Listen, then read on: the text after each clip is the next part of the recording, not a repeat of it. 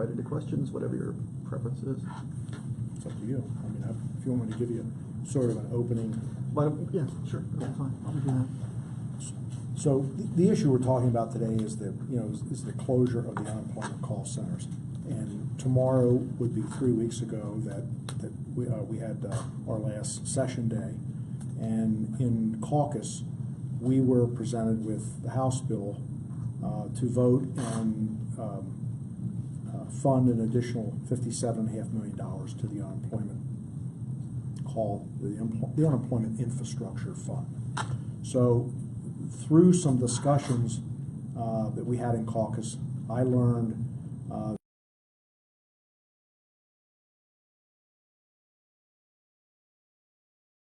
year, so it would be back to 2013.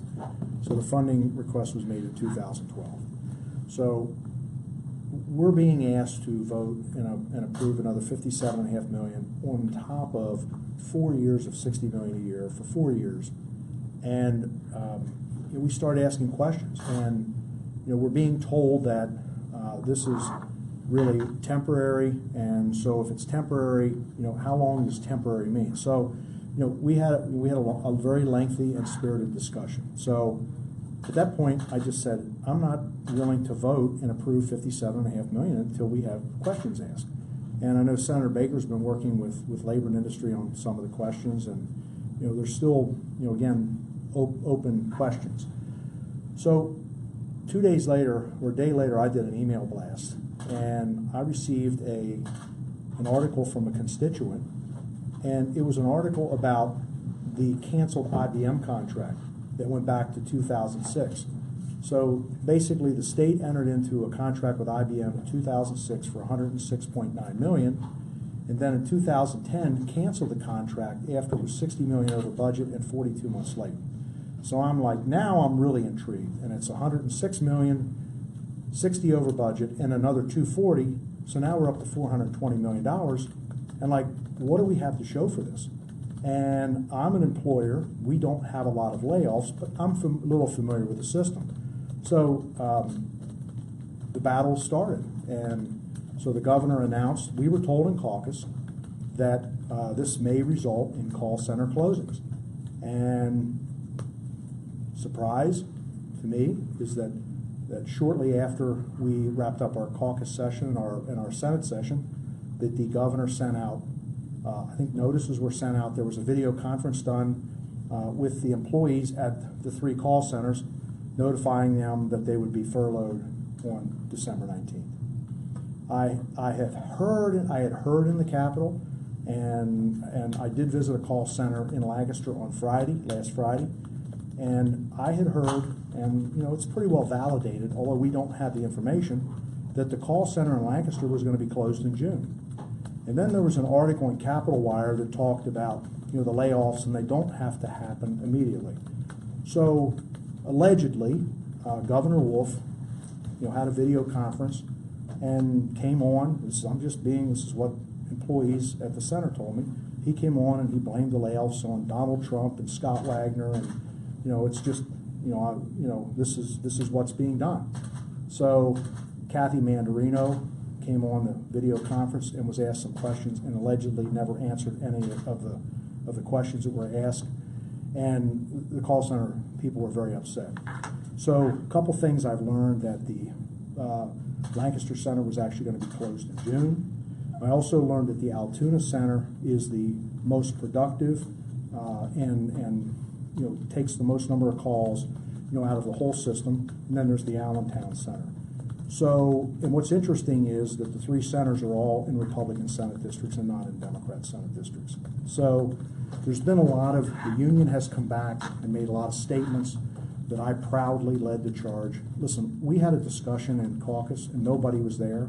Now, I know what was said. We don't record our conversations. But there's a point in time where I'm going to start saying enough is enough. We are coming off the failed statewide radio system. That this past summer, we have spent almost $1 billion on a radio system that does not work.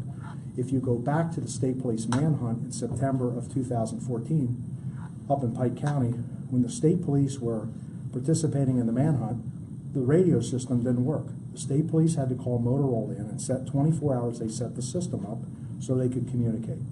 So, I came to state government because, of all the, waste and abuse that I saw, and I'm seeing more and more of it every day. But we have $1 billion on a radio system. We have over $400 million spent on a system to file unemployment claims, compensation claims. The system, has not been delivered. After $400 million, and we were also told that the call center positions were temporary. So there's a lot of issues, but the bottom line is that it's really unfortunate that these layoffs are taking place on December 19th, which is 6 days before Christmas. And again, I continue to stand by this. I have been in Harrisburg for almost 2.5 years, and I serve on the Appropriations Committee. And last year, the first year of the budget, it was very difficult to get answers on the budget. I'm a business person. I go right to financial statements. I go to balance sheets. I want to know how much cash is on hand. I want to know, I question expenses. And when we went through the first budget, what I found intriguing, we went through the first budget, and Governor Wolf chose to veto our budget. So for 9 months, we had basically a standoff over the budget. And starting in July of 2015, the governor cut off funding to nonprofits. And we went for 11 months, and he inflicted a lot of hardships on a lot of nonprofits. And where I have a real problem with what was done in the first budget process is the fact that I'm an employer, and I employ over 600 people. We issue paychecks every Friday, and the following Wednesday, because our payroll is a certain size, we have to ACH the money. We don't wire, we don't send checks. It is ACH'd out of our account for employee withholdings. In my various companies, we're buying between 4 and 6 trucks every month. We pay 6% sales tax. So in the business world, the cash flow continued during this whole budget process.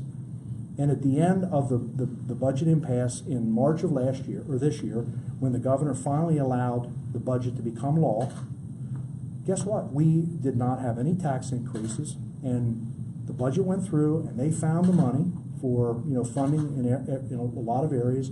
The school districts got more money, but it was a political game by Governor Wolf. What we're seeing right now is a repeat of this the political game all over again. But what Senator, if I could just ask a brass tacks question. Yeah. It doesn't look like this is going to be resolved by December the 19th. No. The General Assembly is out of session and won't exist again until the beginning of January. Right. Betwixt and between, I mean, not only are these people going to be, not only are these employees in these call centers going to be laid off, you'll have how many thousands of Pennsylvanians who would go into these who would return to these call centers for resolution of their problems with benefits and collecting benefit. Where do those people go now? To whom do they turn? Do they go to your? We actually have a reader asking, should they go to your office? Should they go to your Senate colleague's office to have those issues resolved? There are other call centers that are still operating in the state of Pennsylvania. I don't have the list of the call centers, but there are call centers that are operating. The other thing that is interesting right now that I learned last they should go to those. There are current. I mean, so if I lived in the Allentown centers being closed, I should go to Philadelphia. They can work. These are call centers. Okay. They can call by telephone. They can. I don't know how well the online system works. But here's something that's interesting, John, is that the calls were cut off at the 3 call centers 2 weeks ago. So they haven't been receiving calls for 2 weeks. I mean, this is, at the end of the day, this is really, it gets more intriguing by the day. The employees are given notice. They could have waited until after the first of the year, but this was Governor Wolf's choice. I mean, at the end of the day, Governor Wolf is the governor. But if his labor secretary is making this decision on her own, well, that's a whole nother problem, because this is a big political problem. But at the end of the day, the call centers their phones were essentially cut off 2 weeks ago. So calls are being taken now. This is a game that we're playing, and I'm not going to be part of the game. I'm a private sector business guy. Do not give me ultimatums that if you don't do this, I'm going to do that. The governor also has special funds at his discretion. There's something called Ledger 5 account funds. there's mysterious money that the governor and his budget secretary have access to, and they could use that, to pay these people into the first of the year. But this is and I also believe that, and listen, I'm going to step on a limb here. I believe that the union has probably told people in all call centers not to answer calls and slow things down, work slowdowns. It happens a lot in a union type standoff. So, and I will also tell you that all of these employees, and allegedly approximately 600 employees, have been paying dues of somewhere between $800 and $1,000 a year to their union. And what's the union doing about this situation? They have done absolutely nothing. And I believe that if the union went and consulted with an attorney, there may be potential legal action to stop these closures. But they have failed to do that. And I have an idea why they're not taking any action. So. Okay. Since these employees, as yesterday Jason said, and I think you just acknowledged that these employees were temporary, and that they were hired after to help deal with all the unemployment compensation claims that came in after the recession. They're temporary employees, so I'm told that they had to know that their job was just a limited time, that eventually they would be let go. So it just strikes me as odd that Republicans who tend to say government is too big and all this, we're downsizing government and getting rid of employees that were temporary, and you have a problem with it. Well, number one, we're talking about the operations of this specific department. I wasn't elected to go in and micromanage these departments. And honestly, that's, it's almost like that's what needs to be done. That's the responsibility of the departments and the secretary heads. Kathy Mandarino, Secretary of Labor and Industry, would be responsible. This would fall under her, her department. And she reports to the governor. And that's what the governor has been elected to do, to hire, a secretary, and then you have people throughout the organization. There's clearly a communication problem at Labor and Industry, and there's clearly a management problem. And the other thing that I am interested in to know is, listen, I would like to sit here and say that Kathy Mandarino should be fired over this, but in reality, she's only been there for 2 years. So Kathy Mandarino was hired after all this history. The Motorola contract started in 2008. That was in Governor Rendell's administration and went through Governor Corbett's administration. What I have found up here is government is out of control. These agencies are out of control. They're not being managed properly, and this is our largest problem in Pennsylvania. This agency is a very large agency, and it's like a ship at sea.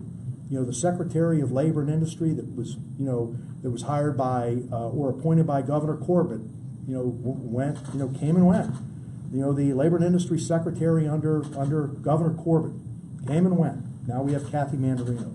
This is the whole problem. This is back to the phrase that I have continually used for the last 2.5 years. This is government gone wild. The captains of the ships get on and off, and the ships are just out there listing at sea. The unfortunate thing about this whole situation and the tragedy is if there was leadership and if there was communication. There's zero of that. For employees at the call centers to have a video conference come up on a screen and the governor or whoever announced that we're closing the call centers, and then just pointing the finger at Republicans and specifically at me. I don't have a problem when he points a finger at me, but the bottom line is this was not handled very well. I know private sector business owners. I've read stories of CEOs at public companies where they have been forced to downsize because of economic situations, the credit crisis. They bring all their people in a room and they sit down and they have tissues on the table and they announce the news, and they do it in a humanely way, in a human way. This was done in a very inhumane way, and I feel bad for these people that this is taking place. In addition, there was a lady who was on ABC 27 on Friday night, think her name was Penny, and she made a comment that she obviously, she has cancer, and her last chemotherapy treatment, chemo treatment is on December 30th, and she is not going to have health insurance. That's not accurate. She has a certain amount of health insurance coverage up until a point, and then she has COBRA coverage. But when employees are let go, especially 6 days before Christmas, what provisions were done? In the private sector, if I was forced to lay people off because of an economic situation or something that was out of their control, okay, this is not a non-performance issue on the part of the employees.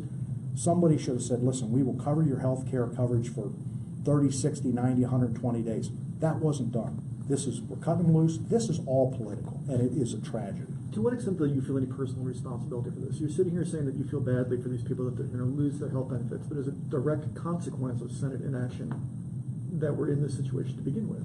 No, this is the governor's fault. No, Senator, with all due respect, there was a bill before you that you and your colleagues failed to vote on. Correct. That was the funding bill. You can lay this at the feet of Governor Wolf if you'd like, but the cause and result was the Senate's failure to take the vote on this funding extension. We can debate whether it was a political football between the Senate GOP and the administration, but there is a direct causal relationship between your failure to take a vote and the funding being cut off. To what extent do you feel any personal culpability for what's happening here? Well, I feel bad, but I'm doing my job. I feel bad for these people, but at the end of the day, John, and I appreciate, I'm not here to argue or debate with you. I'm there to do a job, and I wasn't elected to just rubber stamp. $400 million is gone, like that. That's for this system. $1 billion for the radio system, gone. I was elected to do a job and ask questions. And what's interesting, John, is during the appropriations process, when I've asked questions, I didn't get answers. We're filing right to know requests. From Secretary Albright, you didn't get answers? Yeah, or any agency head. A lot of the agencies. Secretary Albright is a master of the finances. He knows this system inside and out. Why, as a senator, I'm an elected senator. I took an oath of office. Why do I have to file right to know requests with labor and industry? I will tell you that I believe that there are going to be emails that we will find and correspondence in the right to know request that will show that these centers didn't have to be closed down and they could be closed down in June, and this coming June. And I would caution anybody that is listening, if you work in a department and you erase emails, you've done something criminal. And I would be very careful about doing that, because if we find out that happens or has happened, I'm going to make sure that those people are prosecuted criminally. I want to know the facts. And you know what? I will sit here and I am not going to skirt. I'll take full responsibility for this mess. If you want me to take responsibility, but you know what, John? We elected Governor Wolf. But unfortunately, in the private sector world, if he was the CEO of a Fortune 50, 100, or 500 company, he'd be in a boardroom right now. He'd be sitting here and be getting fired. But that's not the way this system works. We elected Governor Wolf, and I didn't vote for Governor Wolf, but he's in for 2 more years. So we have 2 more years of Governor Wolf.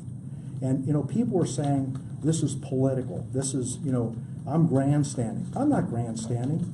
$400 million. How do you explain that? How do you explain $1 billion? And this is just the tip of the iceberg. What are we supposed to get for $400 million?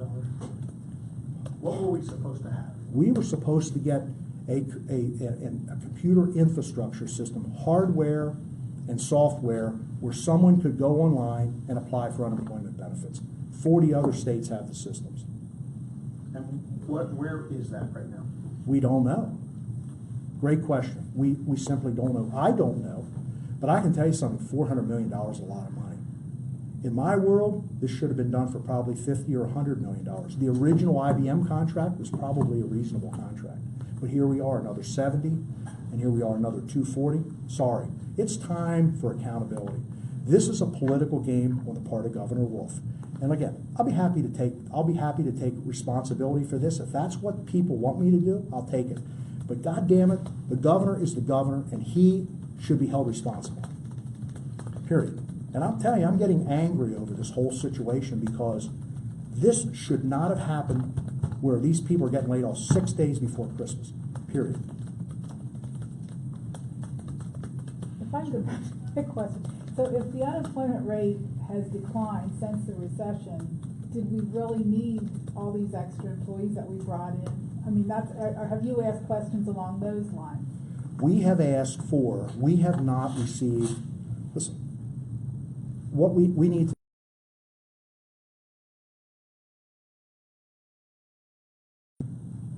in my company, we have a call center. We know exactly how many calls come in every day. Is it 2,000 calls? How many people answer the calls? What's the length of the call? We know everything. We don't have any of that information. And that's an absolutely great question. But you know what? When we have the appropriations hearing, we typically have a secretary and maybe some of the senior people sitting in front of us, and we start asking those questions and we can't get the answers. It's like pulling teeth. But here's the problem. And everybody should hear this, that when these agencies come in, most of the people that are accompanying the secretaries of the different agencies, they're career bureaucrats. They've been there for 15, 20, 25, and 30 years. They look at a guy like me, and their mind is saying, we have to put up with this guy's crap for 2 hours, 2.5 hours, and we're out of here. And, they look at us, and you know what? And I've heard this repeatedly in the Capitol.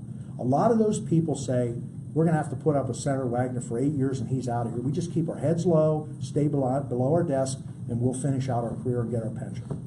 Well, that's not the way it's going to work, not if I'm in Harrisburg. And I think other senators are starting to wake up, and we're electing more fiscally responsible senators, and we're seeing a change in the House. But you know what? We have a pension crisis in Pennsylvania. Everywhere I go, people are complaining about school.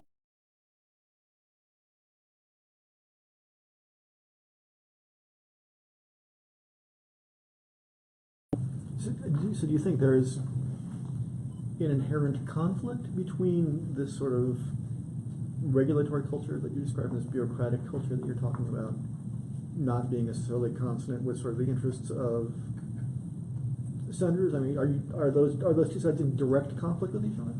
Well, when you say regulatory versus the lifelong civil service types you're describing who come to the appropriations meetings. Well, you think your interest? I mean, your interests as a senator are not necessarily consonant with theirs, which should be the efficient spending of state money.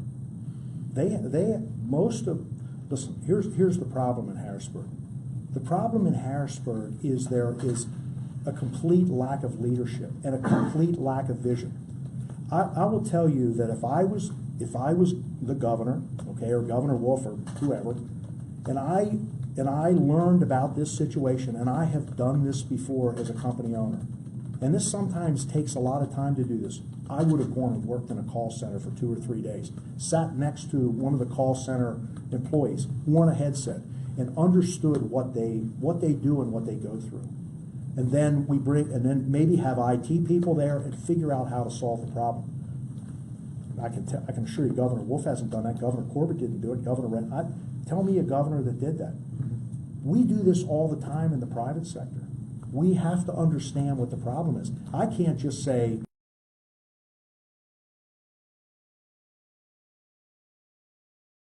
we have to understand what the problem is. But when I have a wide breadth of private sector experience to understand that when you have a problem, and you have to figure out how to fix it, and you bring in the right people. But yeah, there's zero accountability.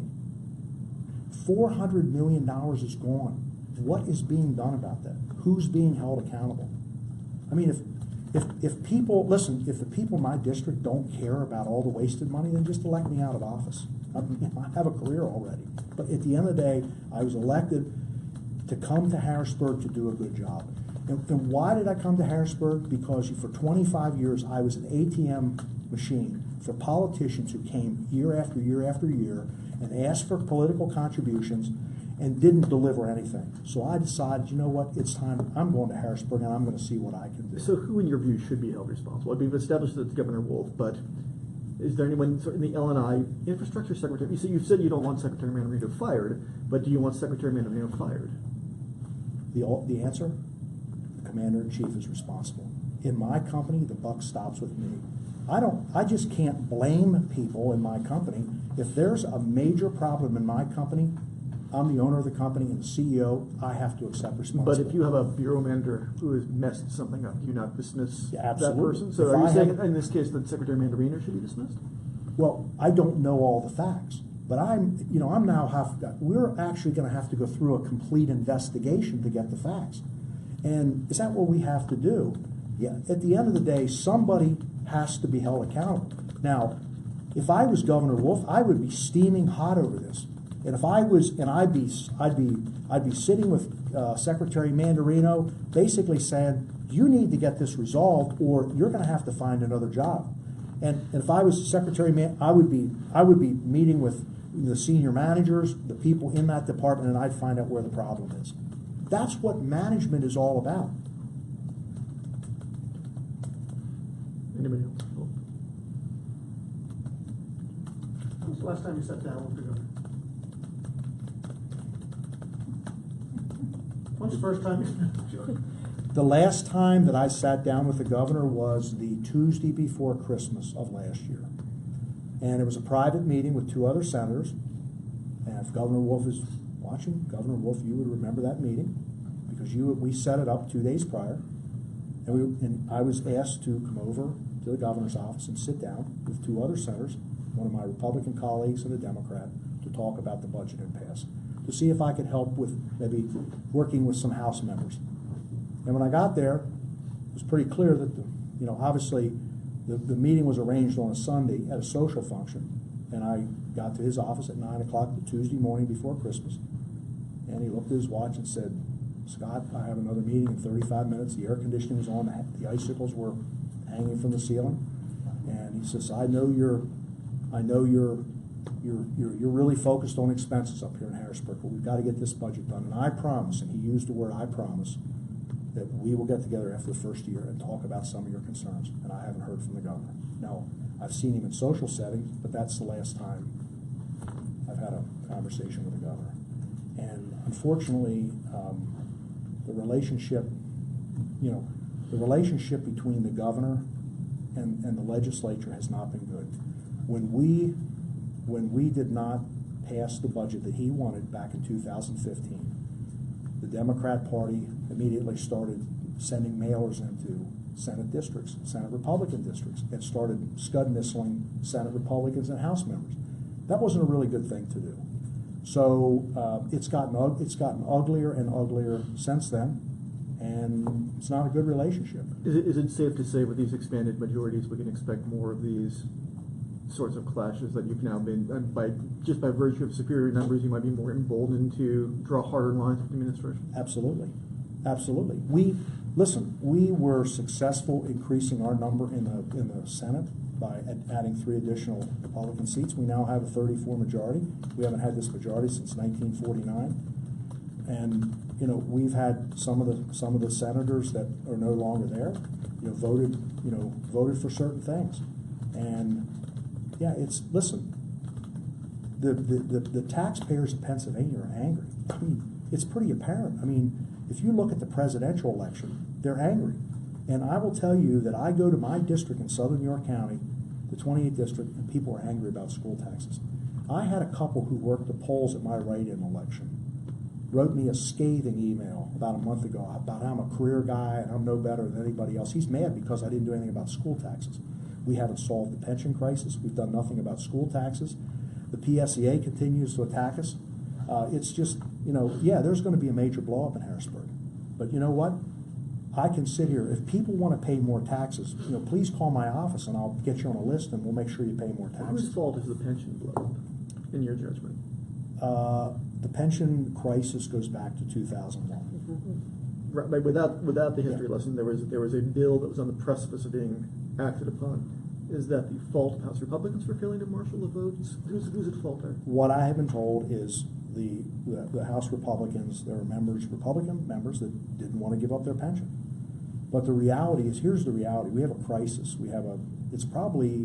We hear that it's a $60 to $70 billion crisis. I think it's 5. It's just an Excel spreadsheet that makes the whole situation worse. The reality is that we have to do something about this pension crisis. We have to do something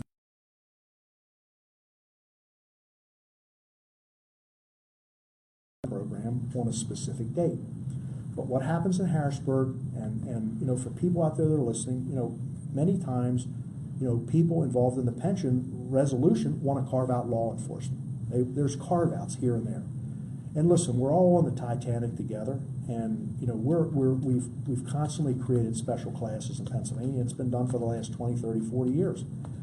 The bottom line is everybody needs to go in a pension system. And if there's a police officer out on the street and he's making $80,000 and he could be assassinated sitting in his car, well, maybe that police officer should be paid $110,000 or $120,000. You pay the person what the job is worth.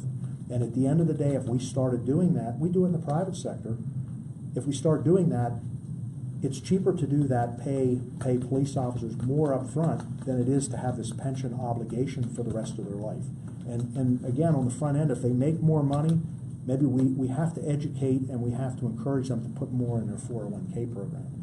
But you know, 401k programs are working in the private sector fine, but this pension crisis it's an albatross that is big. And this albatross that we have called the pension crisis is affecting the school taxes. I mean, and then we go into the school system, John. We have 500 school districts, 500 different school boards. You know, we have 500 different superintendents and 500 different principals. There should be consolidation. But the minute you start talking consolidation, the parents get crazy and just start converging on the school districts, but they're complaining about their school taxes, but they don't want to see a county system. You know, I'm very familiar with the Maryland school system in Maryland. And you know, I've talked to people on how that works. I've talked to people in Governor Hogan's administration. We need to start having some adult conversations in Pennsylvania about we can't do this, we can't do that, and what we need to do. And that's where we need a governor who has vision, and a governor who's going to start telling people the truth. And you know what? We just keep pushing stuff off all the time. So that would be you? Well, if I have the opportunity someday, I have tons of ideas. You know, I have started businesses from scratch. I know how they operate. For almost 20 years, I used to go to my waste company early in the morning to see trucks off, and that meant getting up at 3 o'clock in the morning, and I used to do that. And as the company has grown, and I've had to focus on other things, you know, I've hired, you know, really super operations people. I'm not doing that as much. But, you know, sometimes I'll come home on a Saturday night and I'll stop by our recycling facility and see how things are going on Friday night. But it requires vision, and it requires, you know, honesty and truthfulness with the citizens of Pennsylvania. And that's been lacking. We have a political system that's totally broken. Just to clarify, when you talk about the pension and everybody needs to go, I mean, you are aware of the constitutional restriction as far as, you know, changing the pension plan for current employees, or do you think that we should just give it a whirl and see where we end up in the courts? No. Let me be really clear on this. The current pension system that's in place, and the people who are in the pension system would get those pensions, okay? And we would start a new date. It would be a date, for example, if it's July 1st of 2017. Any person who is a new hire or is a new elected official would go into the pension program. We're going to have to tighten our belts, and we're going to have to lump it out, and we're going to have to pay those pensions. And it's an albatross. But you know, if people get a mortgage payment on their home monthly, and you get a statement from your mortgage company, it says additional principal. You know what we need to do is we need to start tightening our belts in Pennsylvania, and we need to start putting additional principal on the pension obligation. That's the only way we're going to work our way out of this. And it might take us 10 to 15 years to do that. But there are tons of opportunities. But you know, I had 3 school teachers that came into my Senate office in Harrisburg, all retired in their 70s, and they said, "Please don't take our pension away." And I'm like, "Where are you people hearing this?" Well, you know what? It's the union that's the teachers, the PSEA is telling them, or their retired teachers union or whatever. Anybody that's in the system is going to get it. And you know, I'll tell you another tragedy. You know, I meet a lot of people and they talk about their grandkids. people that are retired and are getting very nice pensions. They were former state employees. And, you know, they're getting $60,000, $70,000, $80,000 a year. Tell me about your grandkids. Well, I have 3 kids and, you know, three children, and I have 8 grandchildren. I love spending time. I love, you know, playing baseball with them. We go boating and all this kind of stuff. And then I ask them a question. I have a curiosity question. Would you be willing to give up 10% of your pension for your grandkids? Oh no, I earned that. If you go on Google and Google greediest generation ever, you'd be shocked at what pops up. They don't care. It's all about them. It's all about me. And, you know, but I also have, you know, I have a really tough time, Jan, with the you wrote an article in May or June of 2015. It was the 100,000 Club. At that time, there were 983 former employees in the state system that are getting pensions. The top 2 people getting pensions, former Penn State administrators, 477,000, 455,000. And I'm talking 983 people are getting over 100,000. Of the top 25, 13 of the top 25 are Penn State people, and they were getting anywhere from 200 to the 477. It's not right. It's not right. The people that work at my company, you know, are getting screwed. The guy working at the convenience store, the guy working at PPG Glass, it's the middle class in Pennsylvania is really getting shafted by this pension, and it's not fair.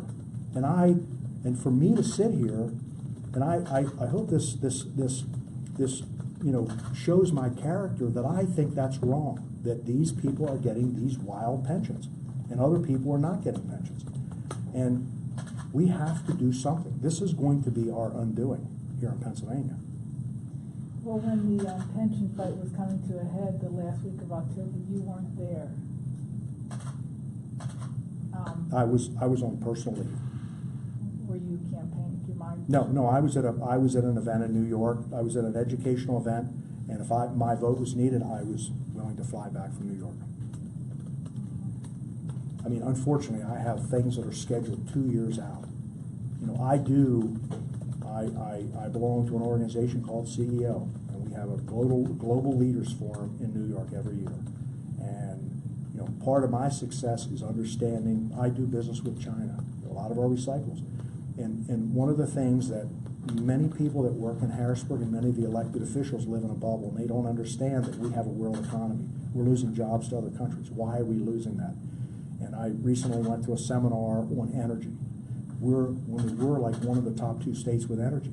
Now I can't learn this in the capital. It's stuff that I scheduled 2 years out. You know, it's very tough. It's really tough for me to do this. But you know, I wasn't in the Riviera vacationing. I think some people were suggesting that maybe you're out on the campaign trail for Donald Trump. That's the reason I wanted to just clear that up. So do you expect to be introducing a voucher bill next year? There are opportunities. I don't know. I have a things to do list, but you know, I'm a believer in free choice, charter schools, and you know, I think people should have a choice. What do you think? What conditions do you think have changed on the ground since the last time this happened and exploded rather spectacularly? When you refer to last time, when Senator Piccola took a run at this, it ended. Well, I wasn't around. No, so, but I wondered what you think is the difference between sort of the political landscape 4 years ago and now for the acceptance of vouchers. Well, it's interesting because I had a conversation this morning with the executive director of a charter school, and you know, I had an opportunity to visit several charter schools this year, and you know, I asked a lot of the students, I'm just curious, why did you leave your public school, and why did you come here? 85% of them said they were bullied, and they went there because they weren't bullied, they were treated very differently. And bullying is a huge problem in the schools. And I think every parent, I don't care, you know, what your income level is, you should have the choice of where you want to send your child. Period. What age is this? Elementary, junior, high school? It could be anywhere from K through 12. Listen, bullying, there's bullying going on in kindergarten. There's bullying going on in 12th grade. This bullying is a big problem. And cell phones are are a huge problem because kids are texting. I mean, there are children that will sit next to someone and text and say really nasty things they would never say to their face to face. It's a big problem, and I just think that listen, you have a right as a child to go to a school and not be bullied and go and get benefit and enjoy the educational experience without being beat up or bullied or whatever. I mean, there was just 2 days ago, I caught a news clip. There was a girl who was bullied. She took her life in front of her parents. I mean, this is what this has become.